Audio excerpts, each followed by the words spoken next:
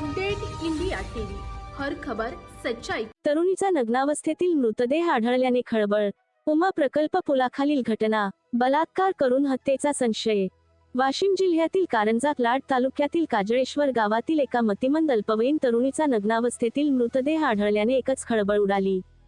ही घटना शुक्रवार दिनांक 30 मे रोजी सायंकाळी 5 ते 5:30 दरम्यान खेरडा काजळेश्वर मार्गावरील स्थानिक उमा प्रकल्पाच्या पुलाखाली उघडकीस आली। घटनेची माहिती मिळताच काजळेश्वरचे उपसरपंच, पोलीस पाटील आणि तंटामुक्ती अध्यक्ष घटनास्थळी दाखल झाले आणि घटनेची माहिती ग्रामीण पोलिसांना देण्यात आली। त्यानुसार पोलीस उपविभागीय अधिकारी प्रदीप पाडवी व कारंजा लाड ग्रामीण पोलीस स्टेशनचे ठाणेदार प्रवीण खंडारे यांनी पोलीस कर्मचाऱ्यांसह घटनास्थळी धाव घेतली आणि पंचनामा करून मृतदेह उत्तरीय तपासणीसाठी कारंजा लाड उपजिल्हा रुग्णालयात आणला। सूत्रांच्या माहितीनुसार माया अनेस कोडापे अल्पवयीन मुलगी राहणार काजळेश्वर असे मृतदेह आढळलेल्या मुलीचे नाव असून ती मतिमंद होती। दरम्यान 2 दिवसापूर्वी ही मुलगी वाट चुकल्याने कारंजा लाड धनज मार्गावर आढळली होती। यावेळी पत्रकार आणि पोलिसांनी तिला कारंजा लाड येथील ग्रामीण पोलीस स्टेशन जवळ पाल ठोकून राहणाऱ्या झोपडीत तिच्या बहिणीच्या स्वाधीन केले होते। मृतदेह निर्वस्त्र अवस्थेत असल्याने आणि चेहरा विद्रूप झाल्याने बलात्कार करून हत्या केल्याचा संशय व्यक्त केला जात आहे। घटनेचा अधिक तपास पोलीस अधीक्षक अनुज तारे, उपविभागीय पोलीस अधिकारी प्रदीप पाडवी व ग्रामीण पोलीस स्टेशनचे ठाणेदार प्रवीण खंडारे यांच्या मार्गदर्शनात सुरू आहे असे विजय खंडार यांनी प्राप्त माहितीनुसार कळविले। वाशिम जिल्हा प्रतिनिधी विजय खंडार। गावाचा नागरिक काल आमच्या गावामध्ये एका आदिवासी महिलेचा बलात्कार करून तिचा खून करण्यात आला।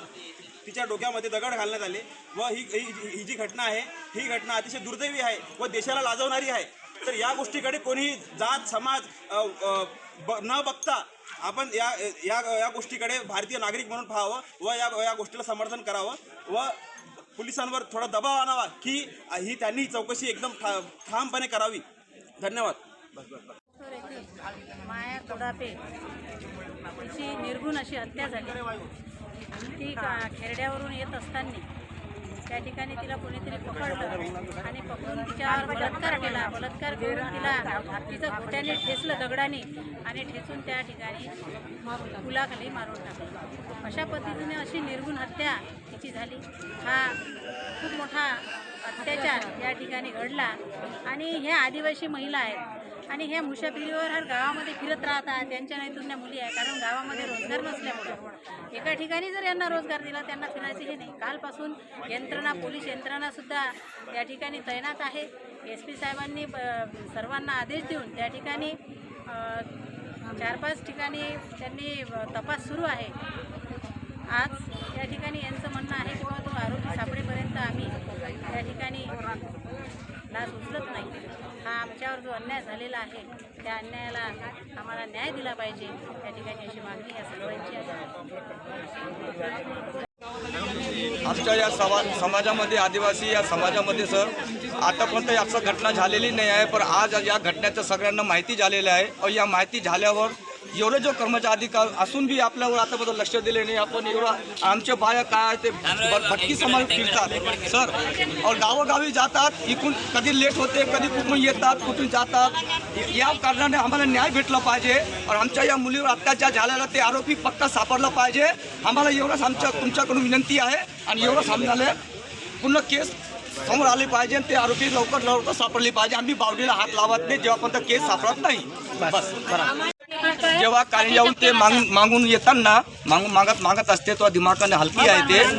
और दुसरी गोष्ट सर, ते येताना खेड्याच्या पुढे ते निघाली और निघताना 3-3:30च्या दरम्यानामध्ये किंवा 4 वाजता दरम्यानमध्ये आम्हाला घटना माहिती झाली। काही लोकांना सांगितलं, कोणी येताना पाहिले, फोन लावले की भाई तुमच्या गावातली पोरगी आहे, अशी घटना झाली, त्याच्यावर बलात्कार झाली, त्याला मारून टाकले असं तो आरोपी आपल्याला सापडला पाहिजे आणि त्याचे कपडे वपडे काढून सगळं त्याला बलात्कार करून आणि मारून करून हे त्याच्या पुला काढून फेकून त्याचा हातपाय तुटलेला आहे सगळं आहे। यात ते जो व्यक्ती केलेला आहे ते समोर आला पाहिजे। त्या तोंड बी चपकून दिलेला आहे, त्याच्या तोंडपर्यंत ओळखू देऊ शकत नाही। असं ते आरोपी सापडलं पाहिजे आणि हे आमचं सर्व महिला मंडळाचा आदेश आहे. आणि असा अत्याचार दुसऱ्या कोणत्या महिलावर नाही झाला पाहिजे, कारण की आम्ही येतो जातो पायीनं राहतो, आम्हाला रोजगार नाही काही नाही सर, आम्ही भूमिहीन आहे. और आमचं काय आमचं गरिबाच्या सगळ्याला माहीत असते की गावी हिंडतात, 4 महिने जातात, 2 महिने बसून खातात, मग आणखी 8 महिने हिंडतात. मग या महिलावर अत्याचार झाला नाही पाहिजे. और एकटी जातात, कधी सर कुठे टेम होते, कधी कुठे राहत होते. या कारणानं आमच्या महिलांना सुरक्षित भेटलं पाहिजे. जे आरोपी केलेला आहे त्याला पूर्णपणे दंड भेटला पाहिजे, ते आमच्या समोर आलं पाहिजे. आम्हाला माहिती झालं पाहिजे खरोखर आपण आरोपी त्याला दिले आणि त्याला सजा भेटली, बस एवढं आम्हाला विनंती आहे, बस दुसरं काही नाही.